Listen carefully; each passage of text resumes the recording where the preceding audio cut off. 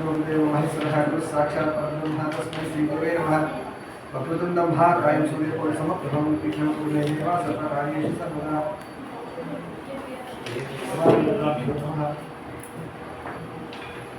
నిన్న రోజున జనక మహారాజు మరి సుఖ మహర్షి మధ్యలో గృహస్థాశ్రమం గురించి సంవాదం నడుస్తుంది. ఇద్దరు డిస్కషన్ చేస్తున్నారు.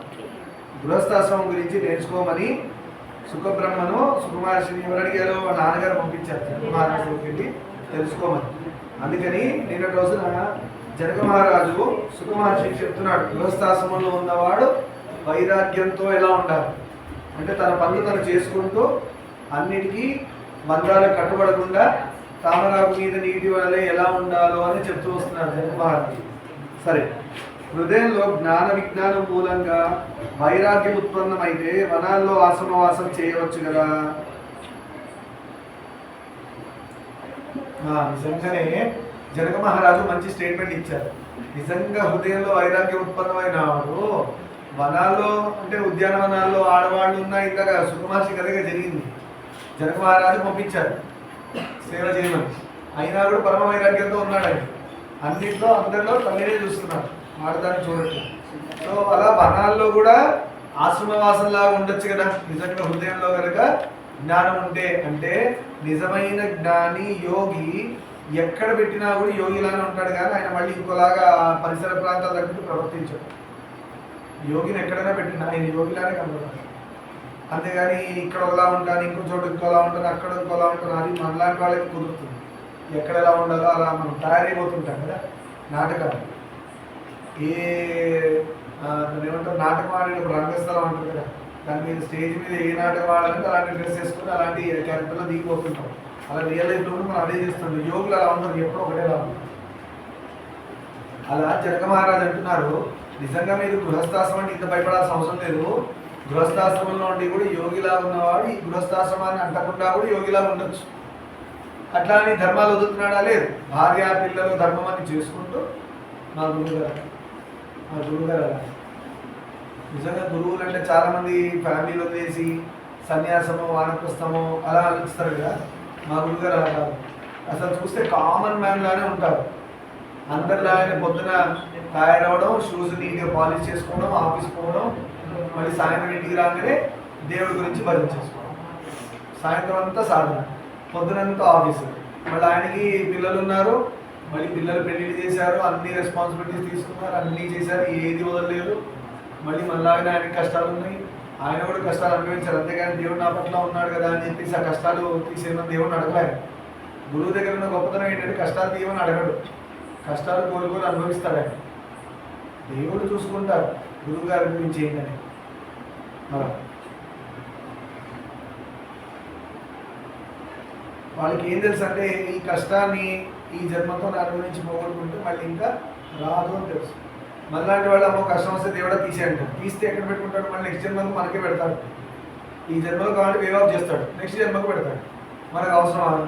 ఇంకో జన్మే వద్దన్నప్పుడు ఆ కష్టాలే ఇప్పుడే తీసేది ఏదో రూపేణ. మళ్ళీ ఫ్యూచర్ అనే దానిలో మళ్ళీ జన్మ వద్దు. మళ్ళీ తల్లి గర్భంలో పడి 9 నెలలు నరకం అనుభవించి మళ్ళీ భూమి మీదకి వచ్చి ఆ 4 సంవత్సరాలు కూడా మనకేం తెలియదు, ఏమేం చేస్తున్నాం. చిన్నపిల్లాడిగా ఉన్నాం, మనకేం తెలియదు. పురుగిళ్ళ కొట్టి నోట్లో పెట్టుకుంటాడు, ఏదైనా నోట్లోకి వెళ్తుంటుంది. చిన్నపిల్లలకి తెలియదు కదా, వాళ్ళకి ఏం తెలుసు? కదులుతుంది ఎవరితో పట్టుకో నోట్లో వేస్తాం, పట్టుకున్నాడు అసలు ఏమేమి వేసుకున్నాం కూడా మనకి తెలియదు. అంటే అన్నీ కూడా నరకమే కదా. వేసుకోకూడని కూడా నోట్లో వేసుకుంటారు తెలియకుండా. ఒక్కొక్కసారి ఇబ్బందులు, కడుపులో అది కిడ్నీ బ్యాంక్లా తయారవుతుంది, లోపల ఏమున్నాయి కూడా తెలియదు, ఏది పడతారు. సరే, అలా వనంలో కూడా ఆశ్రమవాసం చేయొచ్చు కదా అంటున్నారు అని శుకుడు అనగా జనకుడు ఇలా సమాధానం చెప్పాడు. ఇంద్రియాలు బలిష్టములైనవి.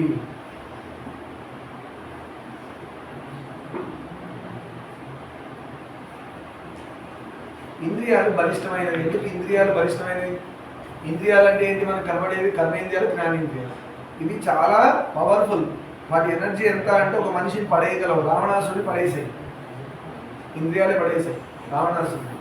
అలా రాక్షసులందరూ ఇంద్రియాల కారణంగానే పడిపోయారు. కానీ వాళ్ళు చేసింది గొప్ప ఫిజికల్గా కూడా జ్ఞానపరంగా గొప్ప తపస్సు చేశారు. బ్రహ్మ విష్ణు మహేశ్వరులు అమ్మవారిని ప్రత్యక్షమయ్యారు వాళ్ళకి.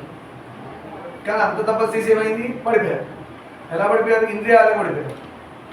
ఇది వినడానికి గమ్మత్తుగా ఉంటుంది.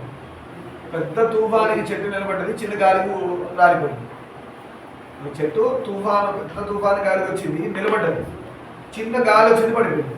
అది నమ్మడానికి ఏమన్నా వినడానికి కానీ నమ్మడానికి ఏమైనా నమ్మేటట్టుగా ఉంటుందా? అలా ఎలా ఉంటుంది? రాక్షసుల పరిస్థితి అదే. గొప్ప గొప్ప శివుడు గురించి, బ్రహ్మ గురించి, విష్ణు గురించి తపస్సులు చేసి వాళ్ళ లోపల ఉన్న అంతఃశత్రువుల మీద ఓడిపోయారు. అంతఃశత్రువులు ఏంటి? కామ, క్రోధ, లోభ, మోహ, మాత్సర్యం. అలాంటి ఇంద్రియాలు జనక మహారాజు అంటున్నారు సుఖ మహర్షితో, ఇంద్రియాలు చాలా పవర్ఫుల్, చాలా బలిష్టమైన బలం కలవి. వాటిని నిగ్రహించడం, కంట్రోల్ చేయడం చాలా కష్టం, అంత ఈజీ కాదు అంటున్నాడు. అపక్వ దశ అంటే పండకుండా ఉన్న దశలు. నాలాంటి వాళ్ళు కొంతమంది వాళ్ళు ఇంకా పండలే, జ్ఞానంలో పండితే వేరేలా ఉంటారు. అలా పండకుండా ఉన్న దశలో ఇంద్రియాలు చాలా దారుణంగా పనిచేస్తాయి వాడి మీద. ఎందుకంటే వాడు సాధన పరంగా ముందుకెళ్దామని చూస్తుంటాడు, ఇక్కడేమో ప్రాపంచికం ఉంటుంది. రెండింటి మధ్యలో నేర్చుకునే స్టేజ్లో ఎలా ఉంటుంది? ఎగ్జామ్ మొత్తం ప్రిపేర్ అవ్వకుండా ఎగ్జామ్ రాయమంటే టఫ్ అవుతుందా అవుదా? బండి సరిగ్గా నేర్చుకోకుండా హ్యాండిల్ ఒక్కడే పట్టుకోవడం వచ్చంటే ఏంటి పరిస్థితి? లేదు కొన్ని రేస్ చేయడం వచ్చి హ్యాండిల్ తిప్పడం రాదంటే కుదేస్తాం. ఇది ఎలా ఉంటుందంటే సాధనలో మధ్యలో పండకుండా ఉన్న సాధన, పండాడు అంటే వాడి ప్రవర్తన వేరు. పండకుండా ఉన్న సాధనలో ఇంద్రియాలు చాలా దారుణంగా పనిచేస్తాయి, వాడు పడిపోయే ఛాన్సెస్ ఎక్కువగా ఉంటాయి. అవి భోజన ఇచ్చ. ఎలాంటి వికారాలు ఉంటాయంట? పండకుండా ఉన్నవాడికి ఎలా అంటే భోజన ఇచ్చ, ఏది పడితే తినేయాలి, వాడి నోరు కంట్రోల్ లేదు అని అర్థం. అది కూడా ఇంద్రియాల వల్లేగా. జిహ్వ చాపల్యంలో మడలా తయారయ్యాడు. సుఖేచ్ఛ, సుఖాలు కావాలనుకుంటాడు. శయనేచ్ఛ, నిద్ర. పొద్దున్న నిద్ర లేనప్పుడు తెలుసు మీకు ఇది. పొద్దున్న నిద్ర లేపెట్టాక అదే శయనేచ్ఛ అంటే నిద్రపోవాలి. ఇవన్నీ సుఖాలు కావాలి. సుతేచ్ఛ, కొడుకులు కూతురు కావాలి, ఇదో కోరిక. ఇలాంటివి చాలా ఉన్నాయి. ఇవన్నీ ఎక్కడి నుంచి వస్తున్నాయి? మనలో లేవు, మన ఇంద్రియాలు కలిగిస్తున్నాయి. మనకి కళ్ళు చూడు అంటే, ముక్కు చూపించండి. దేవుడికి నైవేద్యం పెట్టాడు, అక్కడ దగ్గరలో ఎందుకు ఉంటుంది అంటారంటే ఆ స్మెల్ చూశాడంటే దేవుడు ఎంగిల్ చేసి పెట్టాడని వస్తుంది.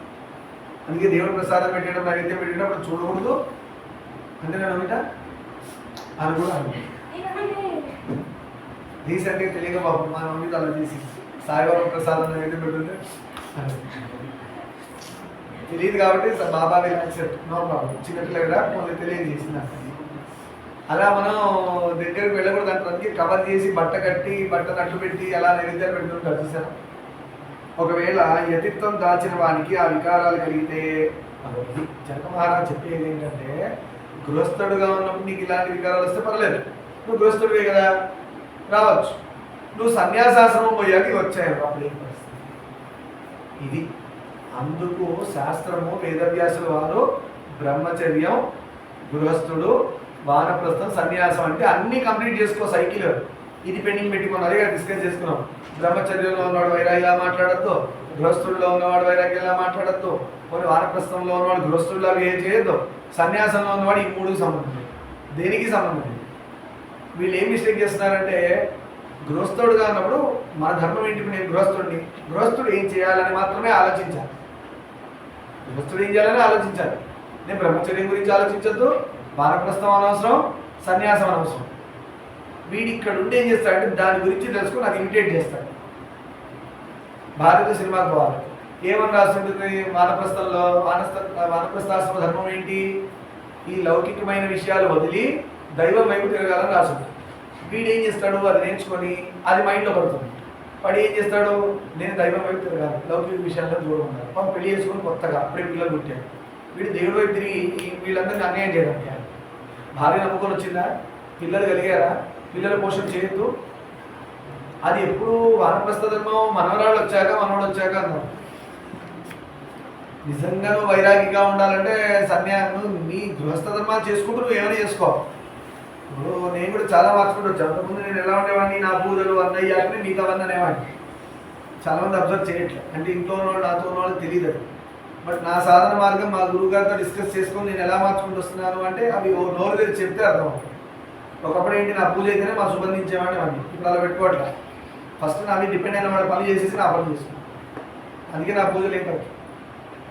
ఒకప్పుడు నా పూజ అయితే కానీ చేశాను. ఈ లోపల బీపీ లేదు అయిపోయేది, నా మీద డిపెండ్ అయి ఉండేవాళ్ళు పాపం. ఎందుకు ఇలా అంటే సాధన మార్గంగా నేను మార్చుకుంటూ వస్తున్నాను. పూజ కూర్చున్నంతసేపు పిలుపులు వస్తూ ఉంటాయి, ఆ పూజ చేసినట్టు ఉండదు, పనిగిపోయినట్టు. అందుకనే మనకు సంబంధించిన పనులు నెమ్మదిగా చేసుకొని వేరే వాళ్ళతో అటాచ్ అయిన పనులు ఫస్ట్ చేయండి. అంటే దీనిలో ఫ్రెండ్స్తో సంబంధించిన గురించి మాట్లాడలేదు. మీ రెస్పాన్సిబిలిటీస్ అంటే first you finish your responsibilities, then you do your work. మీకు అమ్మతో సంబంధం ఉంది, ఏదో పని చేయాలి అమ్మకి. పొద్దున్న లేవగానే నీళ్ళు జలు ముగ్గేయడమో అలాంటి లక్షణాలు ఉన్నాయా? పొద్దున్న నీళ్ళు జలు ముగ్గేస్తారు ఎవరైనా? అలా చేయని వాళ్ళు ఎవరు? అందరూ నీళ్ళు జలు ముగ్గేస్తున్నారా? నీళ్ళు చల్లి ముగ్గేసే అలవాటు లేని అమ్మాయిలు, సరే నీళ్ళు చల్లి ముగ్గేసే వాళ్ళు ఎంతమంది ఉన్నారు? కొంతమంది అమ్మాయిలు. ఓన్లీ సహస్రనా, హేమ అంటే ఇద్దరేనా? భూన కూడా వేస్తుందా? నాకు భూన కనబడలేదు ఎప్పుడు. ఒక్కొక్కసారి అంటే దేవుడు ఒక్కొక్కసారి వేస్తాను స్వామి అని చెప్తావా? దిగిరేయా అమ్మాయిలు వేయాలమ్మా. వేయని వాళ్ళు కంపల్సరీ లేచి వేయాల. రాత్రి పూట చిమ్మేసి దించినాను చేయలేదు. రాత్రి పూట చిమ్మేసి చేయకూడదు, అది కూడా తప్పే. రాత్రి గడిచాక తెల్లవారాక 2:30 తర్వాత నుంచి ఎప్పుడైనా వేసుకోండి. ఎర్లీ మార్నింగ్ 2:30 నుంచి సూర్యుడు వచ్చే లోపల ఎప్పుడైనా టక్కటక్క చీపురు పెట్టి చిమ్మేస్తే అర్థమైందా? చిమ్మేసి నీళ్ళు జల్లి ముగ్గిగా, ఇది పద్ధతి. సరే, మంచి లక్ష్యం.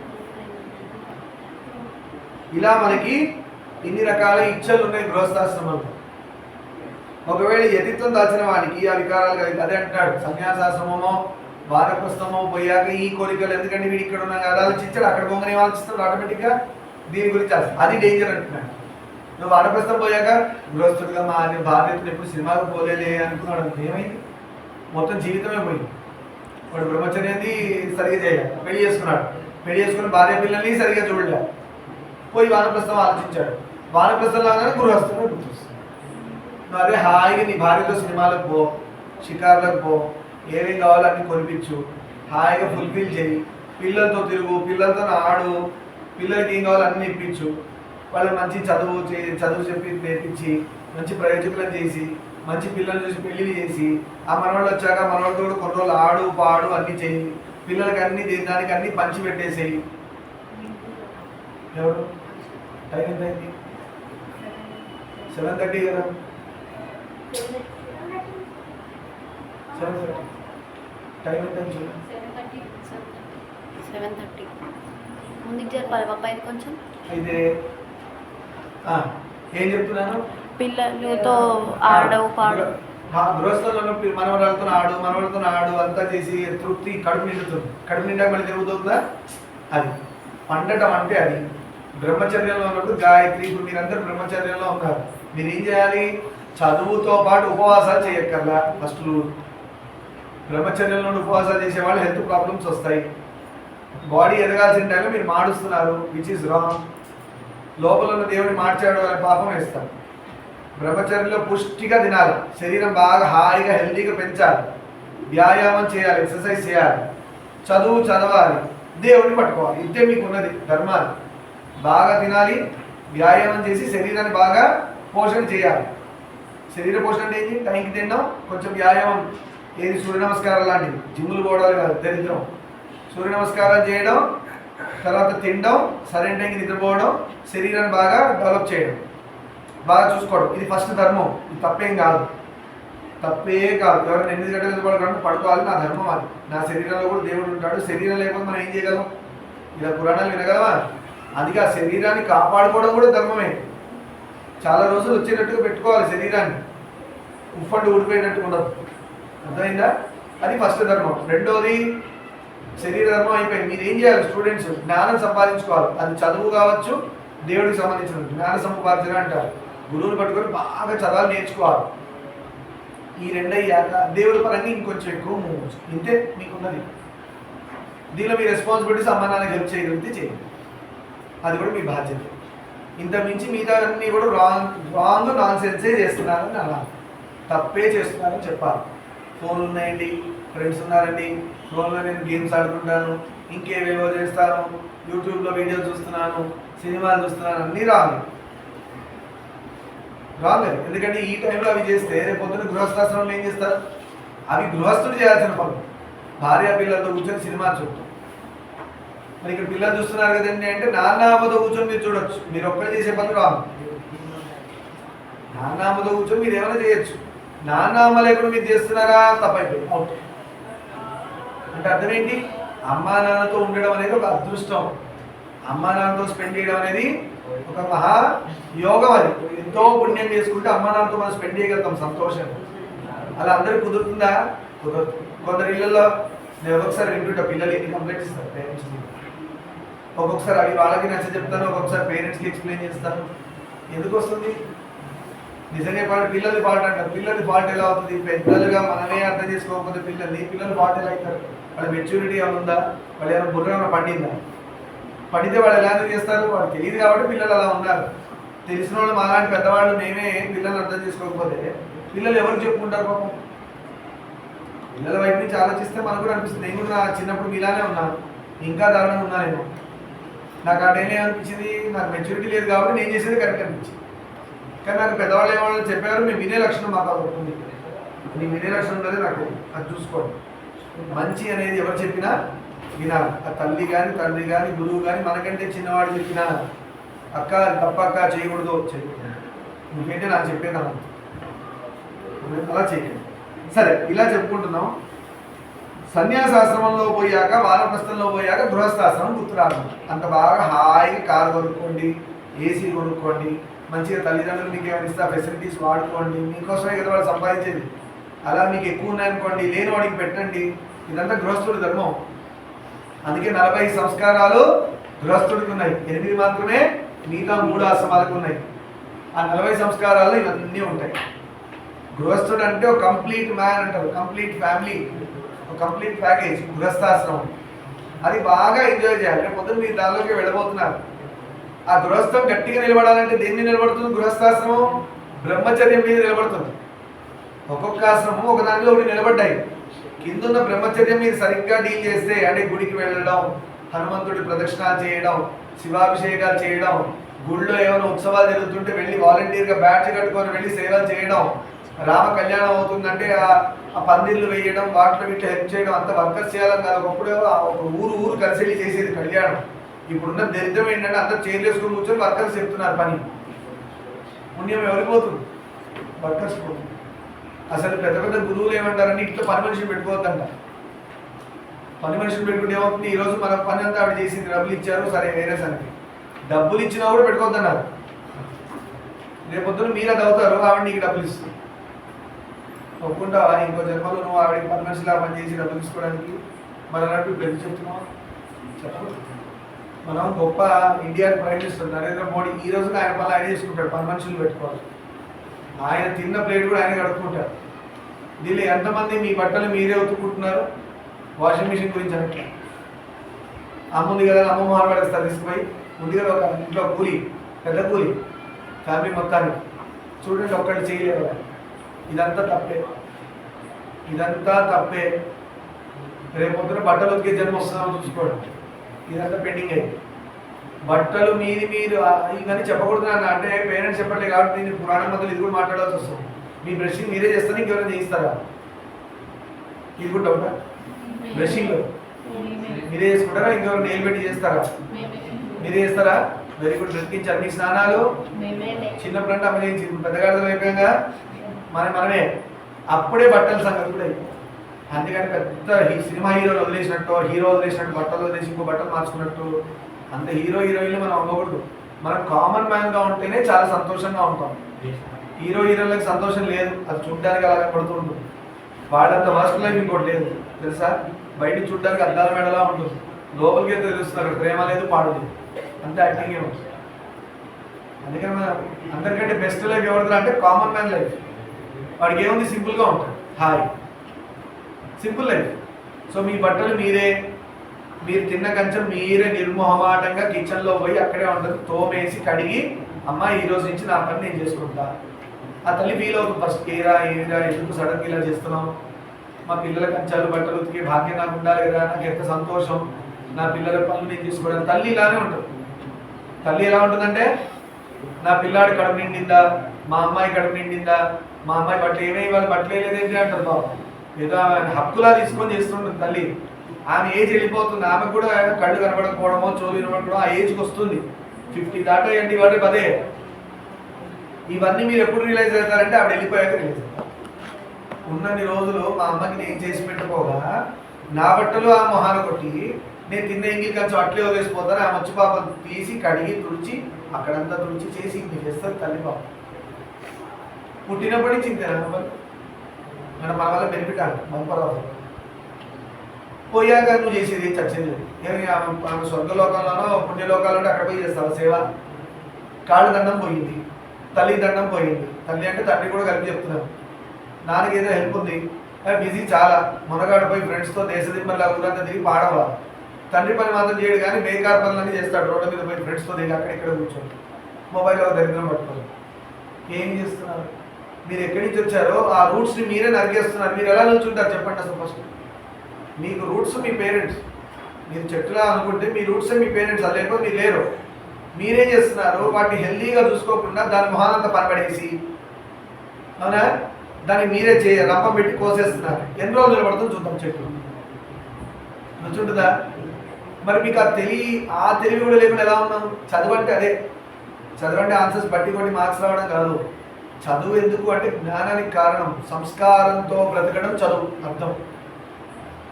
అందుకనే ఎక్కడెక్కడ ఫారెన్ వాళ్ళందరూ వచ్చి ఇండియాలో ఎందుకు చదువుతున్నారంటే ఈ దిక్కుమాల ఐఐటీలో లేదంటే డాక్టర్ల కోసం కాదు. అంటే అది తక్కువ చదువులు అని అంటే ఈ కార్పొరేట్ కాలేజెస్ అని కలిపి వాటిని అలా తిట్టేటట్టు చేస్తున్నాయి. నిజంగా ఐఐటీ చేసిన వాళ్ళందరూ వేస్ట్ అనట్లే నేను. సంస్కారంగా చదవండి ఐఐటీ, సంస్కారంగా డాక్టరేట్ చేయండి, సంస్కారంగా లాయర్ చేయండి, సంస్కారంగా అగ్రికల్చర్ చేయండి. సంస్కారం మెయిన్. అంటే బుద్ధి ప్రవర్తన, బుద్ధి వాడండి అంటున్నాడు, బుద్ధి లేకుండా చేయండి అంటున్నాడు. ఇంజనీర్ అవ్వాలి, బుద్ధి పెట్టి చదువు. బలవంతంగా దీనిలో పేరెంట్స్ ఫాల్ట్ కూడా ఉంది. బలవంతంగా ఇస్తే ఏమైతే బ్రిడ్జులు పడిపోతాయి, పేషెంట్లు చచ్చిపోతున్నారు, ఇంకేవేవో అవుతున్నాయి. అవేంటంటే బలవంతం చదువు. పేరెంట్స్ కోసం చదివే చదువులు అట్లే ఉంది.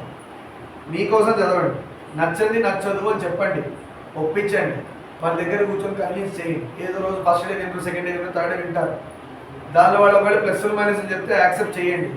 ఆ మైనస్లకి సొల్యూషన్ చూడండి, అందరూ కూర్చొని వర్కౌట్ చేయండి. అంతేగాని ఇదేదో ఇవాళ రేపు ఇల్లు ఎట్లున్నాయి తెలుసా? హాస్టల్లో ఉన్నాయి. ఇప్పుడు హాస్టల్ పోవాలంటే పోడు, కానీ ఇల్లు మాత్రం హాస్టల్లో ఉంటుంది. ఎవరి రూమ్లో వాడు ఉంటాడు, ఎవరి టీవీ కూడా వాడితే, ఎవరి మొబైల్ కూడా వాడు. దీని వల్ల హాస్టల్లో ఉండొచ్చుగా. నా ఫ్యామిలీ ఎందుకంటారు? తండ్రి వస్తాడు, నాన్న ఆఫీస్ నుంచి రాగానే పక్కన కూర్చొని మాట్లాడతామో, నాన్న నీళ్ళు తాగుతామో, ఏమైంది నాన్న ఇవాళ ఆఫీస్లో అంతా బాగానే ఉందా, మీ హెల్త్ బాగుందా, ఈ ముచ్చట్లే లేవు. ఒకప్పుడు మా చిన్నప్పుడు మా నాన్న ఆఫీస్ నుంచి వస్తే రెడీగా సంచిలో వైపు చూసేవాడు, కింద ఇచ్చేవాడు. ఇవాళ నాన్న వస్తాడు, కిచెన్లో పోతాడు, ఎక్కడో పోతాడు. నాన్న సాయంత్రం బలవంతంగా ఒకసారి పిలిస్తే మన ఫోన్లో ఉండు డాడీ, బిజీకున్న ఫోన్లో దరిద్రం మీద ఉంటుంది ఫోన్. పేరెంట్స్ వెళ్ళిపోతున్నారు, ఒక మంచి జనరేషన్ వెళ్ళిపోతుంది, దిక్కుమాల జనరేషన్ మిగిలిపోతుంది. పైన జనరేషన్స్ అది బెస్ట్ జనరేషన్స్. వాళ్ళకి ప్రేమ తెలుసు, ఆప్యాయత తెలుసు, సంస్కారం తెలుసు.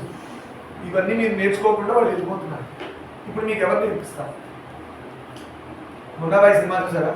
ఆ పనోడు పని చేస్తుంటాడు, ఏమవుతుంది? తిడుతూ ఉంటాడు కదా, కాళ్ళతో తొక్కేస్తుంటే వాడు ఏం నేర్పిస్తున్నాడు మున్నాబాయిలో? వాడు డాక్టర్కి పెద్ద పొట్ట కోసేసి కుట్లేసేసి మెడిసిన్ ఏమని కాదు. డాక్టర్కి ఫస్ట్ ఉండాల్సింది ప్రేమ అనే లక్షణం. ఒక మనిషిని మనిషిగా చూసే లక్షణం రావాలని. అందరూ అలా అని కాదు, కొంతమంది అలా ప్రవర్తిస్తున్నారు. అంటే మెడిసిన్ ఇక్కడ కూడా ఉందని. కొంతమంది పిల్లలు పాపం చెప్పుకోలేక మిస్ అవుతుంటారు. వాళ్ళని దగ్గర తీసుకునే అంత ఓపిక లేనంత బిజీగా పేరెంట్స్ ఎందుకుంటున్నారు? తప్పేది. పేరెంట్స్ పిల్లలతో స్పెండ్ చేసి తీరాల్సిందే. నువ్వు బిల్ గేట్స్ కావచ్చు, ధీరుభాయ్ అంబానీ కావచ్చు, ఎవరు కావచ్చు. అలా పిల్లలు కూడా మీ బాధ్యత. ఒకవేళ మీరు పేరెంట్స్ బిజీగా ఉంటే, డాడీ మీరు చాలా బిజీగా ఉంటున్నారు, నాతో ఒక 10 minutes స్పెండ్ చేయండి, ఒక 1/2 hour మనం ఆడదామా, లేదా సినిమాకి పోదామా, మీరు అడగండి. వాళ్ళకే అనిపిస్తుంది, అయ్యో నేను ఇంత బిజీగా ఉన్నానేంటి, పెళ్ళికి ముందు బిడ్డలు కావాలని దేవుళ్ళకి మొక్కుకున్నాను, ఎన్నో గుళ్ళు తిరిగాను, పిల్లలు వచ్చాక మనం పట్టించుకోకుండా నేను ఎంత బిజీగా ఎందుకు అయిపోయాను అని రియలైజ్ వాళ్ళు అవుతారు. ఇది మీ ఫ్యామిలీ, మీరు మార్చుకోవాలి. మీరు మార్చుకోవాలంటే పిల్లలు, తల్లి, తండ్రి ఒక యూనిటీగా మీరు మాట్లాడుకొని చేసుకోవాల్సిన పని. హాస్టల్ అయిపోయింది. ఇది మా వాడి బెడ్రూమ్ అండి, ఇది మా అమ్మాయి బెడ్రూము, అది కిచెను, ఇది హాలు, ఇది నా సిట్టింగ్ రూమ్ కమ్ ఆఫీసు. అయిపోయింది. ఎవరి రూమ్లో వాళ్ళు తాళం వేసుకుంటారు, అయిపోయింది. దాన్ని ఇల్లు అంటారు, హాస్టల్ అంటారు. ఎంతమంది హాల్లో అందరు కలిసి కూర్చొని సినిమాలు చూస్తున్నారు ఈ రోజున? ఎవరైనా ఇంట్లో అట్లా అవుతుందా? చాలా అదృష్టం. అలాంటి ఫ్యామిలీలో ఉన్న వాళ్ళందరూ చాలా అదృష్టం. అలా అవ్వని వాళ్ళు దురదృష్టవంతులనే చెప్పాలి. నిర్మమాట ఫీల్ అయినా పర్వాలేదు. ఈ రోజు నుంచి మీరు వర్కౌట్ చేయండి. అమ్మతో ఎలా స్పెండ్ చేయాలి, నాన్నతో ఎలా స్పెండ్ చేయాలి. నేను పుట్టినప్పటి ముందే అమ్మ పుట్టేసింది ఆల్రెడీ. 30 ఏళ్ళు అయిపోయినాయి అమ్మకి. నేను పుట్టాక ఇంకో 20 ఏళ్ళు అయిపోయినాయి. మన ఏజ్ అదే కదా. ఓ 50 ఏళ్ళు అమ్మ వచ్చింది. దేవుడు ఎన్ని రోజులు రాసి పెట్టాడు మనకు తెలియదు. ఆ అమ్మ నాన్నతో ఎన్ని రోజులు ఉంటారో తెలియదు. సో మనం ఏం చేయాలి? అర్జెంటుగా అమ్మ నాన్న అటెన్షన్ పే చేయాలి. అమ్మ కిచెన్లో ఏదో తన గోల తన కిచెన్లో ఉండే కాడికి మీరు పక్క నుండి ఎప్పుడు నేర్చుకుంటారు. కొంతమంది పిల్లలు చెప్తుంటారు, నేను అంట తోమను మా అమ్మతో వద్దన్నది, నేను వంట చేయను మా అమ్మ వద్దన్నది. తల్లి పాటు నిర్మమాటంగా తల్లి రాంగ్ అని చెప్పాలి. పక్షి పక్షి ఫస్ట్ ఏం చేస్తుంది? తను ఎగురుతుంది, గూట్లో ఎగిరి చూపిస్తుంది ఎరక్కలతో. ఆ పిల్ల ఇమిటేట్ చేస్తుంది. ఇలా కాదు మళ్ళీ ఎగిరి చూపిస్తుంది. అంటే గాలి వేవ్ ఎక్కడుందో అక్కడ ఎగిరి చూపిస్తుంది. అంతవరకు వెయిట్ చేస్తుంది. ఆ గాలి చివరికి వెయిట్ చేస్తుంది తల్లి ఓపిక. పిల్లకి అప్పుడు ట్రైనింగ్ స్టార్ట్ అవుతుంది. మెల్లగా ఎగిరి మళ్ళీ గూట్లో కూర్చుంటుంది. అది ఎన్నిసార్లు రిహార్సల్. ఒకసారి మా ఇంటి పైన ఇక్కడ గూడు పెట్టింది గువ్వ. నేను ఎన్నిసార్లు చూసాను ఆ పిల్లలు ముచ్చటగా. ఇట్లనే నేర్చుకున్నా చాలా వరకు. నేర్చర్ నుంచి చూసేవాడిని. ఆహా ఎంతో ఓపిక తల్లిది. అంటే తల్లిలో తండ్రో ఇద్దరు ఉండేవి. ఇద్దరు రిహార్సల్ వేస్తున్నాడు. పిల్ల చూస్తూ ఉండేది. ఇట్లా వేసింది. మళ్ళీ కీ అని భయపడి వెనకాల వచ్చేది. అమ్మ భయం నేను ఎక్కలేదు. ఇది మళ్ళీ చూపిస్తుంది. భయపడుతున్నాడు. చాలా ట్రై చేయి స్టాప్ మన కింద పడుతుంది. మళ్ళీ కుయ్యి అంటే మళ్ళీ పట్టుకొని తీసుకొచ్చి పైన పెట్టి. తల్లి తండ్రి డ్యూటీ. పక్షులు నేర్పిస్తున్నాయి, కుక్కలు నేర్పిస్తున్నాయి, పిల్లలు నేర్పిస్తున్నాయి. మనిషి అంత బిజీ అయ్యాడంటే పేరెంట్స్ కూడా ఫాల్టే. పిల్లల ఫాల్ట్ ఎప్పుడు అంత పేరెంట్స్ ఫాల్టే. అందుకే పేరెంటింగ్. ఒక అదృష్టం ఏంటంటే చాలా మంది పేరెంట్స్ నన్ను మెచ్చుకోవడానికి రీజన్ ఏంటంటే ఆ పేరెంటింగ్లో సగం కంటే ఎక్కువ పని నేనే చేసేస్తాను స్టూడెంట్. దానివల్ల ఒక ప్రాబ్లం. పేరెంట్స్ బదులు నాకు అటాచ్ అవుతాను. అటాచ్ అయిన నా నెత్తి మీద కూడా గోల్ చాలా ఉంది. ఆడపిల్ల కానీ అబ్బాయి కానీ నాకు అటాచ్ అయ్యారు అనుకో, మా అబ్బాయిలు అటాచ్ అయితే ఇబ్బంది, అమ్మాయిలు అటాచ్ అయినా డేంజర్. అదో టెన్షన్. లోకం విచిత్రంగా ఉంది కదా. ఎందుకు అంట నేనేం చేయాలి? ఎందుకు మీకు తెలవాలి? ఎందుకో అర్థమైందా? సరే, ఇలా ఉంటాయి గురువుల కష్టాలు. ఇంద్రియాలు బలిష్టములైనవి, వాటిని ఇవన్నీ చెప్పేసుకున్నాం. సో ఇంద్రియాల మీద ఫోకస్ చేయండి. గృహస్థాశ్రమంలో మీరు ఏం కంట్రోల్ చేస్తారు? బ్రహ్మచర్యంలో మీరు కంట్రోల్లో ఉండాలా? గృహస్థానంలో మీరు కంట్రోల్ తప్పి 10 సార్లు సినిమా చూసినా పర్లేదు. కానీ బ్రహ్మచర్యంలో మీరు ఉండగా మీకు ఏమి ఇంపార్టెంట్ అని చెప్పాను?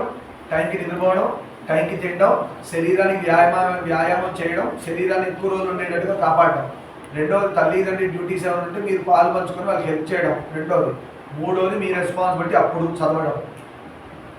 నాలుగవది దేవుడు. ఫస్ట్ మీ హెల్త్, సెకండ్ మీ మమ్మీ డాడీ డ్యూటీస్, మూడవది మీ చదువు. గొప్ప పొడిచే చదువులు ఏం చదవట్లేదు. అమ్మ నాన్నకి హెల్ప్ చేయకుండా ఎవడైతే చదువులు చదువుతున్నాడో నాకు బాగా తెలుసు. అలా అయితే మీరందరూ ఇప్పటికీ ఫుల్ మార్క్స్లో ఉండేవాళ్ళు. నిజంగా అన్ని మార్కులు కూర్చున్న వాడికి ఫుల్ మార్క్స్లో ఉంటాడు. 100 ఉంటాయి. అలా రావట్లంటే అర్థం ఏంటంటే మనం అమ్మ నాన్న పనులు చేయట్లేదు, చదువు చేయట్లేదు, రెస్పాన్సిబిలిటీ చేయట్లేదు. మీరు నమ్మరు, అన్నీ చేసేవాడు 100 వచ్చిన వాడు నేను చాలామంది చూశాను. నేను ఇంకా చెప్పానే, ఏమి శరీరం గురించి బాగా హెల్త్ పట్టించుకోవడం, వ్యాయామం చేయడం, టైంకి తినడం, టైంకి పడుకోవడం, ఇవి చేసి తల్లిదండ్రులకు హెల్ప్ చేసి వాడు చదువుకొని దేవుడి వైపు మరలిన వాడు సక్సెస్ఫుల్ మ్యాన్ అయిన వాడని ఎంతమంది సక్సెస్ఫుల్ స్టూడెంట్స్ నేను చూశాను. సక్సెస్ అవ్వట్లేదు, వాడికి ఫాలో అవ్వట్లేదు. సింపుల్. అర్థమైందా? సినిమాలకి పేరెంట్స్తో వెళ్ళండి, వాళ్ళు చెప్తే. అంతేగాని వాళ్ళు లేకుండా మీరు మొబైల్ ఓపెన్ చేసి చూసేమని కాదు. ప్రతి దరిద్రం మొబైల్లో ఉంది. మీ ఏజ్ ఏంటి, మీరు ఏ ఆశ్రమంలో ఉన్నారో చూసుకొని అది చూడొచ్చా లేదా, చూడకూడదు తోసేయండి. మీకు నిజంగా చెప్పాలంటే గురువు ఇంకెవరో ఎక్కడి నుంచో చెప్పేస్తారు మీరు ఏం చూడొచ్చు ఏం చూడొద్దు. మీకు కావాల్సిన నాలెడ్జ్ మీకు వస్తుంది. టెన్షన్ పడక్కర్ అర్జెంట్ చూసేసి నేర్చుకోవాలి. అదేమవుతుంది? బుర్రలో పురుగు వెళ్తారు. ప్రతి దరిద్రం కంట్లోంచి పోయి బుర్రలోకి వెళ్ళి పురుగులన్నీ లోపల చేరినాయి. మీరు చేయాల్సిన డ్యూటీస్ అన్ని పక్కకు పోయినాయి. మీరు ఏ విధంగా రేపు పొద్దున్న కూర్చుంటారో మీరు ప్రశ్నించుకోవాలి. అద్దంలో మీ మొహం చూసి అడగాలి, రేపు పొద్దున్న నేను ఏ జాబ్కి పనికి వస్తా, మా నాన్నకి సీరియస్ అయితే నేను దేనికి పనికి వస్తా, మా అమ్మకి సీరియస్ అయితే నేను దేనికి పనికి వస్తా, రేపు పొద్దున పొరపాటు నా పెళ్లి చేస్తే నా పిల్లలకి నేను ఎలా పనికి వస్తాను. ఈ క్వశ్చన్స్ మీరు వేసుకోవాలి. ఇట్లా రాసి క్వశ్చన్ ఏదో అద్దం పక్కన అతికించుకోవాలి. రోజు అవి చూడాలి, దెబ్బలు సెట్ అవుతాడు. అర్థమైందా? ఇలాంటి క్వశ్చన్ మీరు మిమ్మల్ని మీరు వేసుకోవాలి. ఇప్పుడు అందరు 15 దాటిన వాళ్ళే ఉన్నారు ఆల్మోస్ట్. అంటే ఇంకేమైనా మేజర్ ఇంకా మీరు 2-3 ఇయర్సే. మేజర్ అంటే పెద్ద అచీవ్మెంట్ కాదు, రెస్పాన్సిబిలిటీస్ మీద పడుతుంది. మేజర్ అవడం అంటే మిమ్మల్ని మీరు పట్టించుకోవడం బాగా చేసుకొని తల్లిదండ్రులని సొసైటీని పట్టించుకోవడం స్టార్ట్ అవ్వాలి. మిమ్మల్ని మీరే పట్టించుకోరు సరిగ్గా. మిమ్మల్ని అన్నట్లే ఎవడైతే అలా ఉన్నాడు అలా వాళ్ళ గురించి వాడు పట్టించుకోరు, పేరెంట్స్ని పట్టించుకోరు. మీరు సొసైటీని ఏం చేస్తారు? మీరు దీనిలో ఉన్న డేంజర్ ఏంటంటే ఏ సొసైటీని మీరు పట్టించుకోవడం ఆ సొసైటీలో గడప దాటి పోవాలనుకుంటున్న మీరే ఏమైనా తెచ్చుకోవాలంటే. సొసైటీ ఇట్లా అయిపోయింది, సొసైటీ ఇట్లా ఇచ్చింది, అయ్యో ఇంత దారుణం ఉంది, పేపర్లో న్యూస్ చూస్తే ఇట్లా అనిపించిందంటే దానికి మనం కూడా ఒక కారణమే. We are also a reason. ఎవరో బాగా చదువుకుంటున్నారు, ఎవరో దీనికి కూడా ఒక కారణం. ఎందుకు కారణం? ఇందా చెప్పిన వాళ్ళు చేయలేదు కాబట్టి ఆ సొసైటీలో వీడియో దరిద్రం పురుగులా తయారై ఇంకోటి నాశనం చేయడానికి బయలుదేరుతాడు ఇంట్లో నుంచి. ఆ దరిద్రుడితో మీరు స్నేహం చేస్తారు, ఇంట్లో ఇంకో పురుగు వచ్చి. ఆడపిల్లలు ఉన్నవాళ్ళు ఎంతమంది ఇంట్లో? అక్కలో చెల్లెల్లో ఉన్న వాళ్ళు ఎంతమంది ఉన్నారు? ఉన్నారు కదా. వీళ్ళు చాలా జాగ్రత్తగా ఉన్నారు, మీరు చాలా జాగ్రత్తగా ఉన్నారు. ఆ పురుగు ఇంటికి రాకుండా చూసుకోండి. అందుకు చెప్తున్నా, సొసైటీలో చాలా పురుగులు ఉన్నాయి కదా, ఇంటికి వస్తే డేంజర్. పండు మొత్తం తినేస్తుంది. ఫ్యామిలీ అనే బ్యూటిఫుల్ పండు ఉందా, ఆ పురుగు వచ్చిందంటే మొత్తం పండు మాయం, ఎక్కడెక్కడో పోతాం. సరే, ఈ ఇంద్రియాల వల్ల ఏమవుతుంది? మనకి శాంతి లభించదు, ప్రశాంతత ఉండదు. ఎలా అయితే పురాణం చెప్తుంటే మాట్లాడుతుంటే నాకు ప్రశాంతత ఎలా ఉండదో, అలా ఇంద్రియాలు మిమ్మల్ని పట్టుకొని సతాయిస్తుంటే మీకు ప్రశాంతత ఉండదు. ఎలా ఉంటుంది? ఎగ్జామ్లో బాగా రాయాలి, నువ్వు చదివితే రాస్తావు, నువ్వు చదవని కాడికి ఎట్లా రాస్తావు? ప్రశాంతత లేదు. పేపర్ ఎట్లా వస్తుందో, మరి సంవత్సరం అంతా ఏం చేసి వచ్చావు? ట్యూషన్ ఉంది, స్కూల్ ఉంది, బుక్స్ ఉన్నాయి, టైం ఉంది, నువ్వు ఏం చేసావు మరి? ఇప్పుడు వచ్చి లాస్ట్లో టెన్షన్. ఇండియన్ బ్యాచ్ వీళ్ళందరూ ఇండియన్ బ్యాచ్ అంటారు. లాస్ట్లోకి వచ్చి టెన్షన్ పడే వాళ్ళందరూ ఇండియన్ బ్యాచ్ సిస్టమ్. ఇక్కడ ముందు ప్లానింగ్ ఉండదు. లాస్ట్ ఎగ్జామ్ రేపు ఇప్పుడు టెన్షన్ స్టార్ట్. ఒక్క రోజులో మొత్తం బుక్ కంప్లీట్ అయిపోవాలి. నిజంగా అంత కెపాసిటీ ఉన్నవాడు ఫస్ట్ డే ఆఫ్ ద స్కూల్లోనే బుక్ కంప్లీట్ చేస్తే 1 ఇయర్ ప్రశాంతంగా ఉండొచ్చు కదా. ఈ ఆలోచన మనకు అస్సలు నచ్చదు. ఎగ్జామ్ రేపటి వాడు బుక్ తీస్తేనే మనకు నచ్చుతుంది. మిగతా 364 డేస్ నాన్ సెన్స్ చేసామని మనం ఒప్పుకుంటాం. సరే, కనుక శాంతి కోసం వాటిని క్రమంగా పరిత్యజించాలి. ఇంద్రియాన్ని కోరి కోరి మనమే పరిత్యజించాలి. నీ గురించి కాదు, గృహస్థాశ్రమంలో నుంచి సన్యాసం వానప్రస్థంలోకి వెళ్ళే వాళ్ళకి హింట్స్ ఇస్తున్నారు. అంటే నారాయణుడికి హింట్ ఇస్తున్నారు, నీకు ఇంకా టైం ఉంది, చాలా టైం. కాకపోతే గుర్తు పెట్టుకోండి, ఒకరోజు గురుగారు చెప్పినప్పుడు ఎప్పుడో విన్నాము, ఇది మా ఫ్యూచర్లో ఈ టైంలో మనకు వస్తుంది అని. ఆ టైంలో గుర్తు చేసుకొని ఏమి చెప్పారో ఆ టైంకి గుర్తొచ్చిన నోట్ చేసుకొని బలవంతంగా వదలడం స్టార్ట్ చేయాలి. ఎన్ని రోజులను తల కలరేస్తాను, ఏదో రోజు వదలాలిగా. ఆవిడ కోసం వేస్తున్నారు వేరే సంగతి. మొత్తం తెలుసుకుంటే ఎప్పుడో వచ్చేసింది. యంగ్ లుక్ కావాలంట వేస్తాం. మరి ఏం చేస్తాం? గృహస్థాశ్రమ ధర్మం. భార్య చెప్పింది కూడా వినాలి కదా. మా పిల్లలు వస్తారు, డాడీ ఫోటో వస్తుంది, డాడీ ఫోటో వస్తుంది, దానికోసం వర్క్. గృహస్థుడుకుంటే కష్టాలు ఇలాగే ఉంటాయి. సరే, ఎత్తు మీద పడుకున్నవాడు క్రింద పడవచ్చు కదా. పైన పడుకున్నారు మీరు, మంచి మంచం మంచి పైన వేసుకున్నారు, ఏవో వస్తాయి కదా ర్యాక్స్ లాగా. ఏమంటుందండి? Bunk bed sir. Petrol bunk bed, ఏదో బంక్ బెడ్ అలా అలా అలలు ఉంటాయి, పైన అలల్లా ఉంటాయి. ఆ పైన కూర్చుంటాడు వాడు, బాగా పడతాడు. కింద కూర్చున్నాడు సేఫ్. అందుకే పైన పెద్దవాళ్ళు ఎక్కిస్తారు, కింద చిన్నపిల్లలు పడతారు. ఎందుకంటే చిన్నపిల్లలకి సున్నితంగా ఉంటాయి, పెద్దవాడు అంటే ఓర్చుకోగలరు. అవునా కదా? కానీ పెద్దవాడు కిందవాడి మీద పడితే శాండ్విచ్ అవుతుంది. అంటే దానికి అడ్జస్ట్ చూస్తారు, పేరెంట్స్ చూస్తారు. కానీ వర్షం పడే ఛాన్సెస్ కూడా ఉన్నాయి. పైనోడికి వర్షం అలవాటు ఉందనుకోండి, కిందోడి వర్షంలో తగ్గిస్తారు. ఎత్తు మీద పడుకున్న వాడు క్రింద పడవచ్చు కదా, కింద వర్షం జల్లు పడుతుంది. కానీ క్రింద పడుకుంటున్న వాడు పడడు. కింద పడుకున్నవాడు పడతాడా? భూమి మీద పడుకున్నాడు పడతాడా? పడు. నేను మంచం మీద పడుకున్నాను, దర్జా కింద పడే ఛాన్స్ ఉందిగా. ఇదే చెప్తున్నారు, సాధకుడు నేల మీద పడుకున్న లాంటి వాడు. వాడు జాగ్రత్తగా ఇంద్రియాలని నిగ్రహం చేసుకుంటూ అబ్జర్వ్ చేసుకుంటూ పోతున్నాడు. వాడు పడే ఛాన్స్ లేదు. మహాంటి నుంచి అడదొలుతాడు, అటు నుంచి దొరుకుతాడు. గృహస్థంలో ఉండి ఈ ఇంద్రియాల వ్యామోహంలో పడినవాడు కొత్త మంచం హైట్ ఉన్న పరుపు, దాని మీద ఇంతమంది మ్యాట్రెస్ వేసి చాలా హైట్ పెట్టుకొని స్టూల్ వేసుకొని ఎక్కి పడుకోవాలంటే కింద పడితే కూడా నడువులు ఎదుగుతాయి. అంతే ఈజీగా. కోరికలు అలా ఉంటాయి. సన్యసించి భ్రష్టుడైతే వాడికి ఏ దారి దొరకదు. సరే, బ్రహ్మచర్యలో మీరున్నారు, పాడయ్యారు, గురువో తల్లో తండ్రో చెప్పి బాగు చేస్తే మీకు ఇంకా 3 ఆశ్రమాలు ఉన్నాయి, బాగుంది, మీ లైఫ్ బాగానే ఉంటుంది. గృహస్థుడిగా చెడిపాడు, వాడు రియలైజ్ అవ్వచ్చు గురువు చెప్తే ఏంటంటే బ్రహ్మచర్యలు ఎలా ఉన్నావు, ఇప్పుడు ఎలా ఉన్నావు చూసుకో అంటే వాడు బాగుపడతాడు. అట్లీస్ట్ వానప్రస్థ సన్యాసంలో వాడు సెట్ అవుతాడు. వానప్రస్థంలో చెడిపోయాడు, వాడు కనుక చెక్ చేసుకుంటాడు బ్రహ్మచర్యలు ఎలా ఉన్నాడు, గృహస్థులు ఎలా ఉన్నారు, నెక్స్ట్ వచ్చేసి సన్యాసాశ్రమం లేదు మా గురువు గారు ఇలా ఉండొద్దని చెప్పారు, మార్చుకున్నాడు. సన్యాసంలో చెడిపోయిన వాడికి దిక్కే ఇంకేముంది, నెక్స్ట్ బాగుపడ్డారు. పండిపోయి అందరికి రోల్ మోడల్గా ఉండాల్సిన టైంలో నువ్వు పాడైన పుచ్చని తెలిసినప్పుడు ఇంకేమవుతుంది? అది చెప్పేది. ఒక సన్యాసి పాడవుతే ఏంటి అంటే, సన్యాసి పాడవడం అంటే ఈ 3 ఆశ్రమాల్లో గురువు చెప్పినట్టుగా వేదం చెప్పినట్టుగా నడవకుండా జంపులు చేసుకుంటే, అరే శుకుడి విషయంలో వేదవ్యాసుడు టెన్షన్ పడేది, నాయన నువ్వు రావడం గొప్ప జ్ఞానిగా వచ్చావు, కానీ వర్ణాశ్రమాల ధర్మాలు పట్టించుకోకుండా నువ్వు పొరపాటున వైరాగ్యం అనుకొని వానప్రస్థమో సన్యాసంలో పోయావు. సడన్గా ఈ ఇంద్రుడు పంపించిన ఆడగాలో లేదంటే లోకంలో ఉన్న కంఫర్ట్స్ అని గాలి తగిలి నీకు పొరపాటున తిరిగావు ఇటు, ఇంకా దిక్కులేదు, పై నుంచి పడతావు కింద. అందుకు నీకు కూడా చెప్పేది ఏంటంటే వర్ణాశ్రమ ధర్మాన్ని పట్టుకొనే పోవాలి, అదే ధర్మం.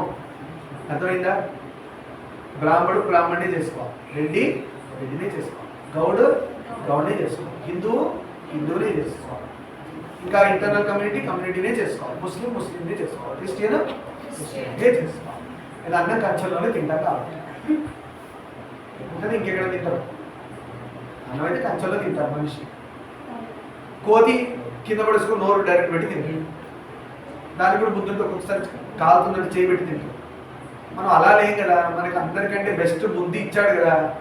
జంతువులా ప్రవర్తించి దేనంటే దానింట పడిపోయి జీవితాలు నాశనం. చీమ చెట్టు మొదలు నుండి నెమ్మదిగా ప్రాప్తు అగ్రభాగం చేరి సుఖంగా విశ్రమిస్తుంది. ఒక చిన్న చీమ ఎగ్జాంపుల్ చెప్తున్నాడు చూడండి, ఎంత గొప్పనో. ఇంత గొప్ప పురాణం చెప్తున్నా కూడా ముచ్చట వస్తుంది. చీమ కంటే దారుణం అని చెప్పాలి.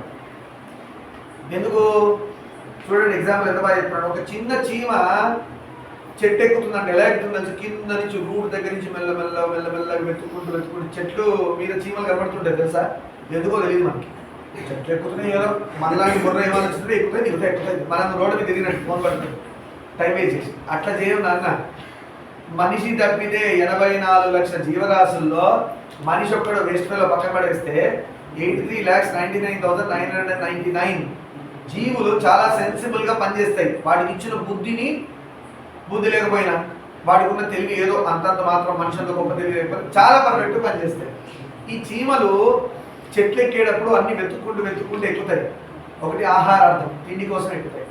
రెండోది ఆకుల కింద నిద్రపోతాయి. ఆ చెట్టు ఆకు కింద నిద్రపోతాయి, విశ్రమిస్తాయి. అందుకని చెట్టు మీద డైరెక్ట్ ఎగురుతుంది ఆ చీమ. ఎలా వెళ్తుంది? మెల్లమెల్లగా అగ్రభాగం అంటే పైన భాగంలోకి వెళ్ళి పడుకుంటాయి. అక్కడ ఏది రావు అని, వాటిని చంపితే ఏముంటాయి కదా, రావు. మనస్సు ప్రబలమైనది, మనస్సుకి చాలా శక్తి. మనస్సు ఎలా శక్తి? ఇంత పురాణం చెప్తున్నాడు, పిచ్చివాడు వాగేవాడు అవుతూనే ఉన్నాడు, ఎవడి గోల వాడికి ఉన్నారు కదా. దాన్ని బట్టి మనకి ఎగ్జాంపుల్ వాడే.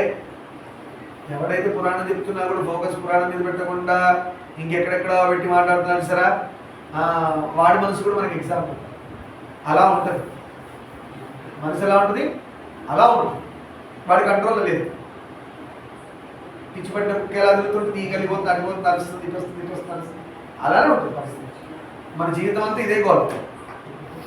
మనసుని అందుకని మన కంట్రోల్లో పెట్టుకోవాలి. మనసు మన కంట్రోల్లో లేదా డేంజర్. ఎప్పుడే బీప్ సౌండ్స్ వచ్చి బెల్ అవుతుంది కదా, ఫైర్ సేఫ్టీ అని అనుకోవాలి. రేపు నువ్వు తగలడిపోతావని అర్థం. మనసు కంట్రోల్లో చేయకపోతుంది. కనుక ఆశ్రమానుక్రమంగా నెమ్మదిగా దాన్ని జయించాలి. మనసుని జయించడం ఎలా? మనసుకు చెప్పుకోవాలి, నేను ఇప్పుడు బ్రహ్మచర్యంలో ఉన్నాను, ధర్మం ఏం చెప్పింది బ్రహ్మచర్యంలో, ఇందా మీకు చెప్పిన లిస్ట్, అది మాత్రమే చేయాలి, ఇంకోటి చేయొద్దు, చూడు అంటుంది. ఒకసారి ఓపెన్ చేసి చూసారు, ఏముంది అక్కడ? నా మొహం, మా అక్కనో చెల్లెలో అన్నయ్యో ఇలానే ఉంటారు, క్లోజ్ అయిపోయింది. మా అమ్మ అనుకోండి, అస్సలు చూడకుండా కానీ చూస్తారా ఓపెన్ చేసి? మా అమ్మ ఇలానే డ్యాన్స్ చేస్తాడు, ఓపెన్ చేస్తాడు ఎవడన్నా? మా అమ్మ ఇలా అనుకుంటుంది అని అన్నా చూడకుండా ఉంటాడు. లేదా అమ్మ కాబట్టి అయ్యో పక్క చూడ. ఇలానే రావాలి బ్రహ్మచర్యంలో ఫీలింగ్. బ్రహ్మచారికి తల్లి లోకమంతా తల్లిలా కనబడాలి. బ్రహ్మచారికి ధర్మం అది. ఏం చేస్తున్నాం మనం? ముదిరిపోయి బెండకాయలు పాడైనది, పుచ్చు బెండకాయలు అలా. అందుకని మనం ఇలానే ఉన్నాం. ఒక రోల్ మోడల్ లేరు, ఒక ఎథిక్స్ లేవు, మోరల్స్ లేవు, గోల్స్ లేవు. ఇంపార్టెంట్ విషయాలు చెప్పినా కూడా వినాలనే బుద్ధే లేదు. పాడైన పుచ్చు వంకాయ బలవంతంగా గురువుగారు పుచ్చు వంకాయని కూడా కూర్చోబెట్టి చెప్తుంటాడు. పుచ్చు పోతే వాడు బాగుపడతాడు. వాడద్దు, నేను పుచ్చు వంకాయలనే బాగున్నా. కానీ ఒకేసారి వృక్షాగ్రహాన్ని తట్టుకొని ఎగరాల ప్రయత్నం చేసే పక్షిలాగా వ్యవహరిస్తే విఘ్నాలు కలగవచ్చు. ఈ చీమ పక్షి ఎగురొచ్చి చెట్టు మీద కూర్చుంటుందని ఇది కూడా ఎగిరింది అనుకో ఏమవుతుంది? చట్టుకొని ఏదో వచ్చి పట్టుకొని తీసుకోవచ్చు. హైలైట్ అయింది కదా గాల్లో, చాలా తిరుగుతున్నాయి దాన్ని పట్టుకెళ్ళి. అందుకని చీమ అలా ఎగరకూడదు. దాని ధర్మం పక్షి ధర్మం నేల మీద నడవద్దు. దాని ధర్మం ఏంటి? ఎగరొచ్చి కూర్చోవాలి. దేని ధర్మం దానికి ఉంది. ప్రతి జీవి మీరు అబ్జర్వ్ చేయండి, మనిషి తప్పితే ప్రతి జీవి దాని ధర్మాన్ని కరెక్ట్గా ఫాలో అవుతుంది. చాలా పర్ఫెక్ట్గా ఉంటుంది. మనం వేస్ట్ అసలు నిజంగానే. నేచర్లో బ్రతకండి, దెబ్బకి సెట్ అవుతారండి. గురువులందరూ అందుకే అడవుల్లో పట్టిపోయేది, సాధన చేసుకోవడానికి ఎక్కడెక్కడో ఫారెస్ట్లలో, ఎక్కడెక్కడో హిమాలయాలు, పర్వతాలు, నేచర్లోకి ఎందుకు వెళ్ళిపోతున్నారు గురువులు అంటే ఆ నేచర్. దత్తాత్రేయ స్వామి ఎగ్జాంపుల్ ఎన్నోసార్లు చెప్పుకున్నాం. ఆ నేచర్ని గురువుగా తీసుకోండి, బాగుపడిపోతాం. చెట్టు ఉంది, మీకు మామిడి పండు కనపడ్డది, చెట్టు ఎక్కలేరు, మీరు ఏం చేస్తారు? రాయి పెట్టి కొడతాం, లేదంటే చేతులను ఎక్కిస్తారు పైకి. కర్ర పెట్టి కొడతాం కదా, కర్ర పెట్టి కొడతాం, లేదంటే రాయి పెట్టి కొడతాం. చెట్టు ఇంకో రాయి తీసి మహాన్ ఇస్తుందా? ఏమిస్తుంది? పండు ఇస్తుంది. ఇది కూడా ఒక గొప్ప లక్షణం. ప్రతి గురువు గారికి, ప్రతి ఒక్క సాధువుకి, ప్రతి ఒక్క గొప్ప యోగి, ఎగ్జాంపుల్ నరేంద్ర మోడీ, లేదంటే ఇంకా వేరే వాళ్ళు ఉన్నారు చూసారా, యోగి ఆదిత్యనాథ్, లేదంటే మన ఇంకా గొప్ప గొప్ప యోగులు ఎంతో మంది ఉన్నారు. స్వామి వివేకానంద, రామకృష్ణ పరమహంస. మీరు ఇలాంటి సినిమాలు చూడాలి.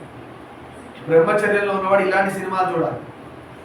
అంతేగాని ఇలా అంటాను, అలా అంటాను, ఎలానో అంటాను, ఇంకేదో అయిపోదు. అవి చూసి నవ్వుకోవడానికి ఫ్యాన్స్ పెట్టుకోండి, అన్ని పెట్టుకోండి, ట్యూబ్లైట్ పెట్టుకోండి, అన్ని పెట్టుకోండి. కానీ అది అంతవరకే, అంతని కాదు. అలాంటి హీరోలు నాకు చాలా ఇష్టమే. కానీ అది మీరు రోల్ మోడల్గా తీసుకోవాలి. వివేకానంద, రామకృష్ణ పరమహంస, రమణ మహర్షి ఇలాంటి యోగుల చరిత్రలు చదివి ఇప్పుడు యోగి అవ్వమన్నట్ల అవసరమైనప్పుడు మనకు అప్పుడు చదువుదామంటే ఈ లోపల పుచ్చొంకాయ ఉన్నాం, ఇంకా బుర్రలోకి ఏమవుతుంది? ఏవేవో వెళ్తాయి. ఈ పనికిరాని షాపుల ముందు కూర్చొని ఉంటారు, పనికిరాని పడుతుంది.